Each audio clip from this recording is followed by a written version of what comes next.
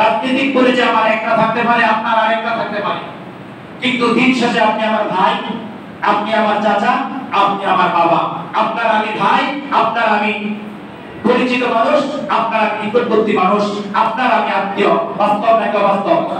আমরা আত্মীয়তার বন্ধনকে তৈরি করব, সামাজিক বন্ধনকে তৈরি করব, আমরা পারিবারিক বন্ধনকে আমরা তৈরি করব, সামাজিক বন্ধনকে আমরা অটুট এবং অবিচল রাখবো। সামাজিকতার মাধ্যমে আমরা কোনো মানুষকে আঘাত মানবো না। থাকবো কি? রাজনৈতিক পরিচয় একে অপরের থাকতেই পারে, এটা শতভাগ স্বাভাবিক, কিন্তু রাজনৈতিক পরিচয়ের কারণে আমরা একে অপরের উপর আঘাত এটা কখনো শোভা পায় না। আমি প্রায় বলেছি, আমরা একই ছাদের নিচে জুমার সালাত করি, একই ছাদের নিচে আমরা ঈদের সালাত করি, একই ছাদের নিচে আমরা জানাজার সালাত করি, একই মাঠের মধ্যে আমরা কুরবানি প্রদান করি, একই মাঠের মধ্যে আমরা জানাজার সালাত করি, একই অবস্থানে আমরা মানুষকে দাফন করি। তাহলে কার সাথে আমি ঝগড়া করব, কার সাথে ফাসাদ করব? কয় যাবে কি যাবে না? কখনো কারোর সাথে রাজনীতির পরিচয়ের কারণে আমরা পরিচিত হয়ে আমরা ঝগড়া ফাসাদে লিপ্ত হব না।